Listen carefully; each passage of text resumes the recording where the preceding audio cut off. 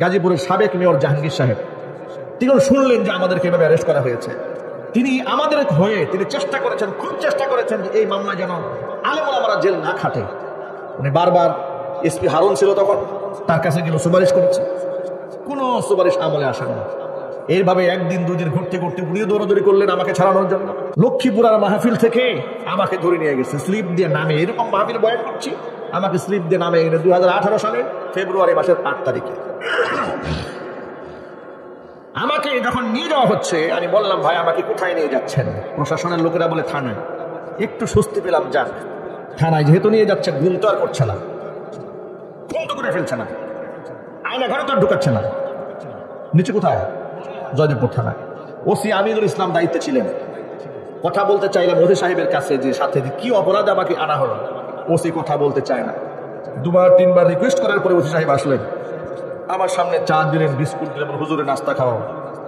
ধরে নিয়ে আসছে, আমার নাস্তা খাওয়াচ্ছে। নাস্তা কি আমার মুখ দিয়ে যায়? খাইলাম নাস্তা, খাওয়ার পরে জিজ্ঞেস করলাম ভাই আমার কোন অপরাধে নিয়ে আসছেন একটু শুনি। আমি বলে হুজুর আপনাকে যে কেন নিয়ে আসছি তা তো আমি জানি না, উপরের নির্দেশ, উপর থেকে নির্দেশ এসেছে আপনাকে ধরে আনতে হবে, ধরে নিয়ে আসছে। রাখলো নিয়ে থানার গারদে, আমার মোবাইল, মানি ব্যাগ, টাকা পয়সা, বলো ড্রাইভারকে দিয়ে দেন, বাড়ি নিয়ে যান, চলে গেল। এরপরে কিছু সময় সেখানে একাকি গারদে, যে ডিবি আমাকে নিয়ে গেল গারদে, আমার হাত ধরে একাকি চোখের পানি ছেড়ে দিয়া কান্না করে দিয়ে বলছে হুজুর আমারও 2টা ছেলে আছে, যে কাজটা আপনার সাথে করেছে হুজুর আমাকে বদদুয়া দিয়েন না, তাহলে আমার বংশ সহ ধ্বংস হয়ে যাবে। বিয়াদবি করেছে আপনার সাথে, কিন্তু আমি জানি আপনাকে মাহফিল থেকে নিয়ে আসছে হুজুর, কিন্তু আমার কিচ্ছু করার ছিল না, আমি চাকরি করি, হুকুমের গোলাম, আমাকে নির্দেশ দিয়েছে, আমি নিয়ে এসেছি। আমি মন থেকে তাকে ক্ষমা করে দিয়েছি। বেশ কিছু সময় পরে দেখি এক ভদ্রলোক, বয়স্ক মানুষ, হুইল চেয়ারে করে চলে, তাকে নিয়ে গারদে আমার সাথে ঢুকেছে। আমি তার দিকে তাকায় আছি, আমি মনে মনে ভাবলাম আমি না হয় ইয়াং মানুষ, জোয়ান মানুষ, মুরব্বিরে কেন আনছে? তাকে ডাক দিয়ে বললাম চাচা আমি না হয় জোয়ান মানুষ, আমাকে ধরেছে, কিন্তু আপনি তো মুরব্বী মানুষ, আপনাকে কেন ধরেছে? আপনি কি রাজনীতি করেন নাকি? জিজ্ঞেস করছি। তো তাকে তো আমি চিনি না, জানি না। তিনি আমার দিকে তাকিয়ে আছেন, আমাকে বললেন আমাকে চেনেন না? আমি বললাম না। তিনি বললেন আমার নাম হাসান উদ্দিন সরকার, নাম শুনেছেন? আমি বললাম নাম শুনেছি কিন্তু কখনো দেখি না।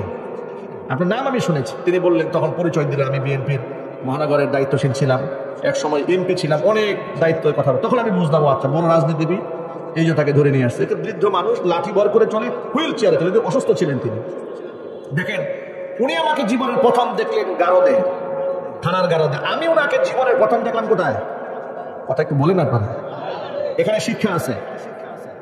ওনাকে আমি জীবনে প্রথম দেখলাম গারদে, উনি আমাকে দেখলেন গারদে। আমি পরিচয় দিলাম, চাচা আমি বুটবাজার কেন্দ্রীয় জামি মসজিদের খতিব, আমার নাম মাওলানা আব্দুর রহিম আল মাদানী, আমাকে মাহফিল থেকে নিয়ে এসছে। এটা শুনে উনি খুব কষ্ট পেলেন। তিনি আমাকে হাতে হাত রেখে সান্ত্বনা দিয়ে বললেন, বাবা সবর করো, ধৈর্য ধরো, একদিন সুফল আসবে। আমাকে তিনি শান্ত করলেন। ওনার জন্য আমার জন্য কোনো বিছানা ছিল না। ওনার যেহেতু উনি বড় নেতা, তার জন্য দেখলাম অনেকে তুষক নিয়ে গেছে গারদে। উনি ওনার তোষকে আমাকে বললেন যে বাবা আপনি শুয়ে পড়েন, আমাকে বলতেছে। আমাকে বিছানায় শুয়াই দিয়া উনি বসে বসে তাহাজ্জুদের নামাজ পড়া শুরু করলেন। তো এই দৃশ্য দেখে ওনার প্রতি আমার খুব মহব্বত তৈরি হলো, যেহেতু ভালো একটা মানুষ, চিনি না জানি না, কিন্তু উনি আমাকে সম্মান দিয়েছেন। ফজরের সময় আমি ওযু করতে গেলাম ওখানে ভিতরেই। এরপরে উনি একটু টয়লেটের ভিতরেই, টয়লেট ছোট্ট গারদের মধ্যে বসলেন জরুরত সারার জন্য। জরুরত সেরে উনি ফ্রেশ হয়ে উনি যে টয়লেট থেকে দাঁড়াবেন এই শক্তি ওনার হাতে নেই। উনি আমাকে ডাক দেন, বাবা আমাকে একটু ধরো, আমি তো দাঁড়াতে পারছি না। এত মায়া লাগলো, প্রচন্ড শীত, ফেব্রুয়ারির 8 তারিখ। আমি 2 হাতে ভর করে, ভারী মানুষ, খুব কষ্ট করে উঠালাম। উঠানে দেওয়ার পরে উনি পুরো সময়টা তাহাজ্জুদে আল্লাহ পাকের জিকির আজকারে কোরআন তেলাওয়াতে কাটাই দিলেন। এত মহাব্বত লাগলো তার এই আমলটা দেখে আমার কাছে, যে এত ভালো একটা মানুষ এইভাবে ধরে কষ্ট দিচ্ছে সকালবেলা। কিন্তু কেউ জানি না, উনিও জানে না উনি কোন মামলার আসামি, আমিও জানি না আমি কোন মামলার আসামি। সকালবেলা উভয়কে কোর্টে হাজির করা হলো। মামলার এজাহারে তাকায় দেখি, মামলার এজাহারে লেখা আছে টঙ্গীতে কোনো এক গোপন বৈঠকে আমরা 150-200 মানুষ আমরা গোল মিটিং করতেছিলাম রাষ্ট্রীয় একটা নাশকতা তৈরি করার জন্য। এবং সেখান থেকে পুলিশ আমাদেরকে ধাওয়া দিয়েছে। ধাওয়া দেওয়ার পরে সব পালাই গেছে, আমরা 7 জন পালাইতে পারি নাই। আমাদেরকে হাতে নাতে ধরছে। আমি এবং হাসান সরকার আমরা দুজনে মিলে পরিকল্পনা করি নাটকটা করতেছিলাম ওই জায়গায়। আমার পকেটে 16টা ককটেল পাওয়া গেছে। এই হচ্ছে মামলা। এখন আপনারা বলেন, এই মামলা যে লিখেছে ও কয় বোতল খাইছিল? ডেট এক্সপায়ার গাঁজা না খাইলে আমার মামলা লেখা যায় না। প্রত্যেকটা আওয়াজ দিয়ে বলতে হবে, ঠিক কিনা বলেন? হাজারো হাজারো কষ্টের মাঝে আপনাদেরকে ছোট্ট একটা কথা বলি, মনে কেউ মাইন্ড করবেন না।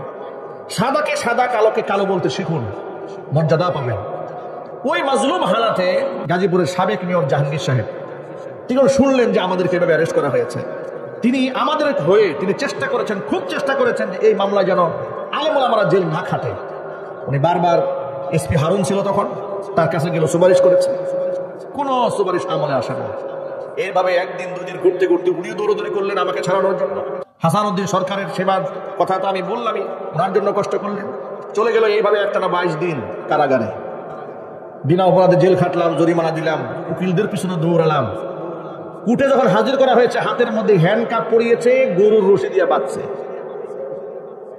গরুর রশি দিয়া বেঁধে ম্যাজিস্ট্রেট কোর্টে নিয়ে যাচ্ছে। জিজ্ঞেস করলাম প্রশাসনের লোকদেরকে, ভাই আপনারা তো হ্যান্ডকাপ পরাইছেন, এতেই আমাদের ইজ্জত শেষ, আমাকে নিয়ে যাচ্ছেন, আমরা কি দৌড় দেওয়ার মানুষ, কেন আমাদেরকে রশি দিয়ে বাঁধলেন?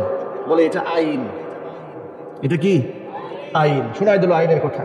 নিয়ে গেল, নিয়ে যাওয়ার পরে সিরিয়ালে সবগুলারে বাঁধছে, রশি দিয়ে বেঁধে নিয়ে গেছে। মনে কত আঘাত লাগে জানেন? গতকালকে দেখলাম আলেম ওলামারা মিথ্যা মামলার আসামি হওয়ার পরে যারা আলেমদেরকে 2 পায়ে ডান্ডা বেরি পরিয়েছে, বুলেট প্রুফ জ্যাকেট পরিয়েছে, মাথার মধ্যে হেলমেট পরিয়েছে, 2 হাতের মধ্যে হাত করা এইভাবে লাগিয়ে টেনে হিসড়ে গরু ছাগলের মতো, জঙ্গলি জানোয়ারের মতো কোর্টে হাজির করেছে। আজকে দেখলাম, আপনারা অনেকে দেখেছেন, বাংলাদেশের কুখ্যাত সন্ত্রাসী, জুলাই আগস্টের গণহত্যাকারী, আওয়ামী লীগের সেই সমস্ত এমপি, মন্ত্রী এবং দোসরেরা, তারা অ্যারেস্ট হয়েছে। ওদেরকে মানবতা বিরোধী অপরাধের ট্রাইব্যুনালে নিয়ে যাওয়া হচ্ছে। হাতের মধ্যে হ্যান্ডকাপ নাই, ডান্ডা বেরি নাই, অথচ ওরা কুখ্যাত সন্ত্রাসী, মানুষের খুনি, অসংখ্য ছাত্রকে খুন করেছে, 2,500-এর উপরে মানুষকে ওরা বাস ফায়ার করে ডাস্টবিনে নিক্ষেপ করেছে। কথা বলতে হবে মুসলমান, ঠিক কিনা বলে?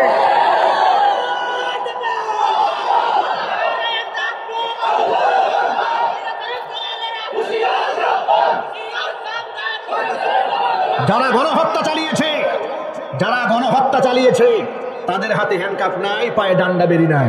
ব্যাপারটা কি? হঠাৎ করে খুনিদের সাথে এত প্রেম, এত পীড়িত কোথা থেকে উতলায় উঠল? আলেমদেরকে রশি দিয়ে বাঁধার সময় দেশে আইন ছিল, এখন দেশে আইন নাই। আমরা অন্তর্বর্তীকালীন সরকারকে বলছি, খুনিদের সাথে কোনো আঘাত চলবে না। তারা মানবতার দুশ্মন।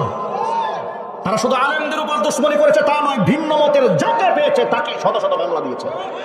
কথা বলেন, এই যে পরিচালক বলেছেন না যে মাহফিল করতে গেছে, ডিবি দাঁড়ায় ধরার জন্য। চিন্তা করতে পারেন, পূজা পার্বণে বাধা ছিল না, বড় বড় রঙ্গমঞ্চ সাজিয়েছে, বাধা নাই। আর মাহফিল করতে গিয়েছে, বাধা দিয়েছে, প্রশাসনিক আটক করে দিয়েছে, মাহফিল প্যান্ডেল ভেঙে দিয়েছে, বক্তার সামনে থেকে মাইক কেড়ে নিয়েছে।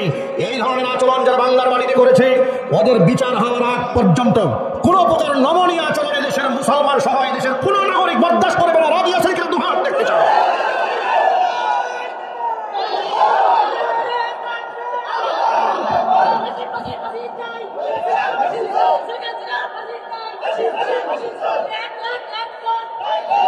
আমি আপনাদেরকে বলি, আমি আপনাদেরকে ছোট্ট করে বলি, ইনসাফ হচ্ছে খুনের বদলায় খুন।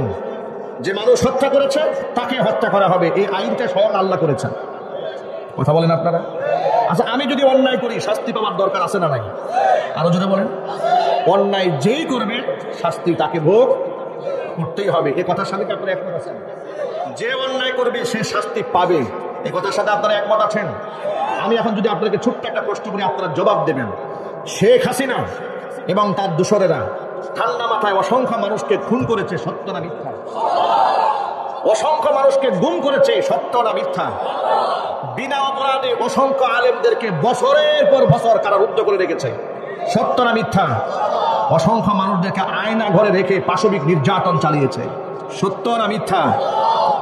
এতগুলো অপরাধ করার পরেও তার দলের নেতা এবং কর্মীরা আজ পর্যন্ত শুনেছেন যে একটু অনুতপ্ত হয়ে বলেছে যে আসলে এইভাবে মানুষগুলা মারা ঠিক হয় নাই। এটা অনুতপ্ত পেয়েছেন আপনারা? আপনারা কি আন্দাজ করতে পারেন এরা কত বড় জানোয়ার? মানুষ মারার পরেও যার কলিজা কাঁদে না, যিনি উল্টা ফোন দিয়ে ঠেট দেয় যে একটা কেউ ছাড় দেওয়া হবে না, আল্লাহর কসম ও আর মানুষের কাতারে নাই, তার চিকিৎসা প্রয়োজন। কথা বলতে হবে, ঠিক কিনা বলেন? অন্তর্বর্তীকালীন সরকারকে বলবো, শহীদদের রক্তের উপর আপনি দাঁড়িয়ে আছেন, শহীদদের রক্তের উপর দাঁড়িয়ে থেকে জালেমদের প্রতি কোনো প্রকার সহানুভূতি দেখাবেন না। ভারত আপনার কিছুই করতে পারবে না, কারণ ভারতের পেটে লাঠি মেরে দেশের লোকেরা স্বাধীনতা অর্জন করেছে। ভারত তার দাসকে বসিয়ে রাখতে চেয়েছে, এদেশের জনগণ দাসত্ব গ্রহণ করে নাই। এদেশের ছাত্ররা দাসত্ব মানবে না, এদেশের ইয়াং প্রজন্ম, তরুণ প্রজন্ম দাসত্ব মানবে না। এদেশের মানুষ স্বাধীনতা পেয়েছে, এদেশের লোকরা ফেসবুকে স্বাধীন মতো কথাও বলতে পারে নাই, গ্রেফতার করা হয়েছে। ডিজিটাল সিকিউরিটি আইনে নিরাপত্তার নামে যাকে খুশি তাকে মামলা দেওয়া হয়েছে। এই সমস্ত ভণ্ডামি এই দেশে আর চলবে না। কথা বলেন ঠিক কিনা? প্রসঙ্গক্রমে ছোট্ট করে বলে দেই, স্বাধীনতা অর্জন হয়েছে বলে অন্যায় কাজ করা যাবে না। এই দেশ স্বাধীন হওয়ার পরে দেখেছি বেশ কিছু লোকদের ঘর বারে আগুনে পুড়েছে। মনে রাখবেন, আমাদের চোখের সামনে এগুলো হয়েছে। তবে আমার বিশ্বাস এই সমস্ত ঘর বারে আগুনে পুরানো ছাত্র সমাজ করে নাই, দায়িত্বশীল কেউ করে নাই, কোনো কুচুকুরি মহল এগুলা করেছে। কথা বলেন ঠিক কিনা? তবে হ্যাঁ, যে পরিমাণ মানুষ হতাহত হয়েছে, খুন হয়েছে, গুম হয়েছে, তার তুলনায় তো এগুলো কিছু। কথা বলেন, এই কাজগুলো যদি অন্য কেউ করতো আর তারা যদি বিপ্লব ঘটাইতে পারতো, তাহলে কি হতো জানেন? কি হয়েছে এই দেশে? কয়জন লোককে হত্যা করা হয়েছে, কয়জন লোককে গুম করা হয়েছে, বরং এখনো পর্যন্ত জামাই আদর করে আদালতে তোলা হচ্ছে। মনে রাখবেন, এই দেশে ইনসাফ কায়েম হওয়ার আগ পর্যন্ত আমাদের লড়াই থামবে না। যুবকেরা, যদি আবার বিপ্লবের ডাক আছে, জালেমদেরকে যদি কোনো ব্যক্তি আবার প্রত্যাবর্তন করার জন্য, তাদেরকে নতুন করে সেটেলমেন্ট করার জন্য ষড়যন্ত্র করে, সেই ষড়যন্ত্র রুখে দেওয়ার জন্য কি আপনারা প্রস্তুত আছেন? কারা কারা প্রস্তুত? হাত